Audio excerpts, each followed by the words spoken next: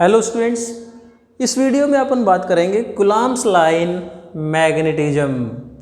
तो जैसे ही हम कुलाम्स लॉ पढ़ते हैं आपके दिमाग में आता होगा कि कुलाम्स लॉ तो हम स्टडी कर चुके हैं। तो डियर स्टूडेंट्स, कुलाम्स लॉ हमने जो स्टडी किया है इलेक्ट्रोस्टैटिक्स में, तो उसको याद करो। एक मिनट पहले कुलाम्स लॉ हमने क्या पढ़ा था कि if we have two charges Q1 एंड Q2 then force of interaction between these two charges is directly proportional to product of magnitude of charges and inversely proportional to square of distance.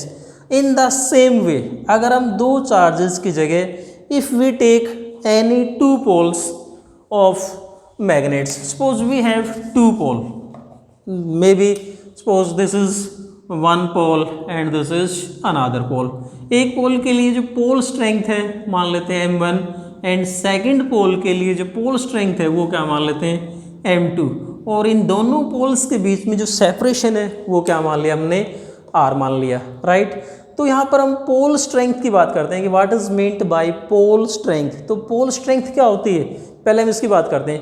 Ability of any pole to attract or repel another pole. जैसे ये पोल है, इसके नज़दीक हम दूसरा पोल लेके आएंगे तो ये इस दूसरे पोल को अट्रैक्ट या रिपेल जो करता है, इस एबिलिटी का नाम क्या है, इसकी पोल स्ट्रेंथ। सो राइट, अब हमारे पास में इन दोनों पोल्स के बीच में कितना अट्रैक्शन या कितना रिपल्शन होगा, इसके लिए जो लॉ है that is Coulomb's law in magnetism. और कुलाम्स लॉ इन मैग्नेटिज्म बिल्कुल स्ट्रिक्टली जैसे हमने कुलाम्स लॉ इलेक्ट्रोस्टैटिक्स में पढ़ा था, बिल्कुल इसी प्रकार से देखो हम डिफाइन करते हैं what is Coulomb's law in magnetism. The force of attraction और repulsion between any two poles of strength M1 and M2। Suppose these are two poles M1 and M2।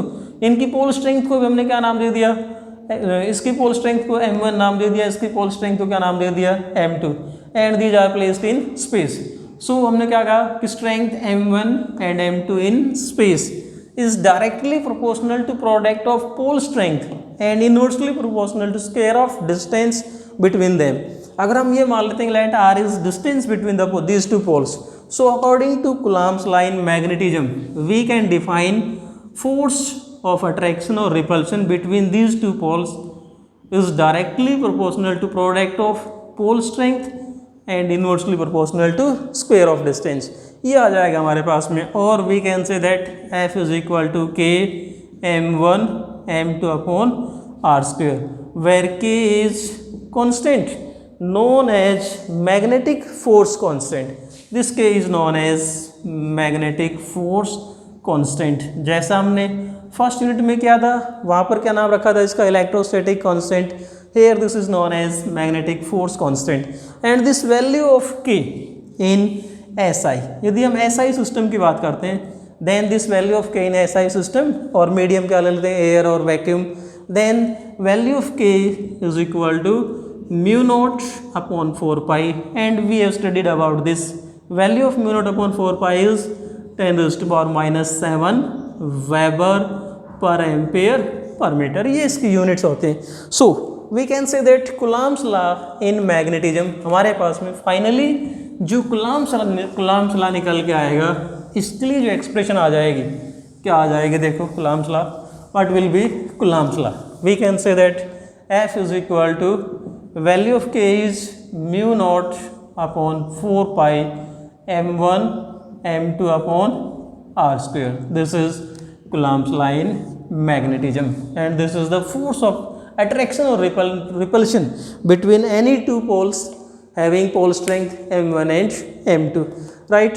अब यहाँ से हमारे पास में एक डेफिनेशन और आएगी कि define pole strength and what are the units of pole strength and unit pole strength and its units.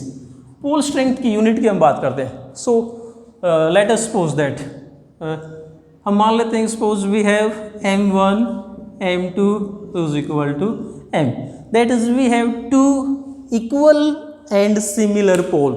Equal means in case of pole strength, और सिमिलर का मतलब दोनों की जो नेचर है वो सेम है।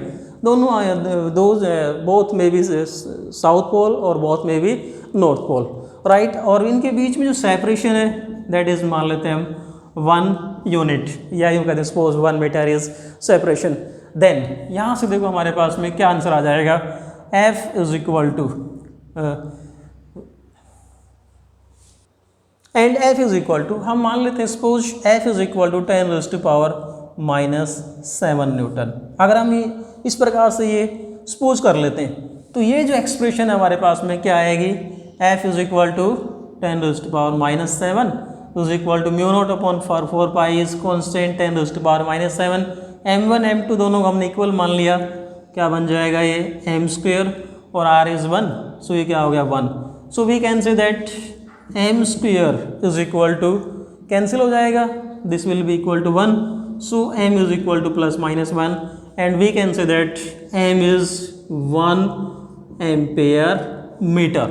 यहाँ से हमारे पास में जो पोल स्ट्रेंथ है उसकी यूनिट आ गई, क्या आ गई, पोल स्ट्रेंथ यूनिट, हमने क्या कहा, pole strength is ampere metre, right, जिसको हम सिंबल यूँ लिखते हैं ampere metre. So how we will define 1 ampere metre, यहाँ से हम डिफाइन कैसे करेंगे 1 एम्पेयर मीटर को।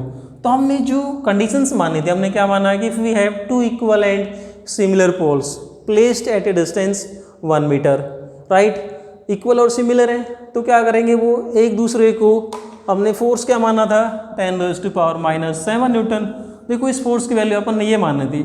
सो अगर हम ये कह दें कि हमारे पास में 2 इक्वल और सिमिलर पोल यदि 1 मीटर डिस्टेंस पे पुट कर रखे हों और प्रत्येक पोल एक दूसरे को इतने फोर्स से रिपेल करे, then pole strength of each pole is said to be 1 ampere metre, right, this is the definition of ampere metre. Now dear students, यदि हम इसी कूलम्ब लॉ को यदि सीजीएस सिस्टम में डिफाइन करेंगे तो सीजीएस सिस्टम में जो k की वैल्यू है that is 1 instead of μ0/4 pi, तो सीजीएस में क्या बन जाएगा, F is equal to m1 m2/r², this is Coulomb law in SI system. So ये था हमारे पास में Coulomb law in magnetism. Thanks and keep on watching.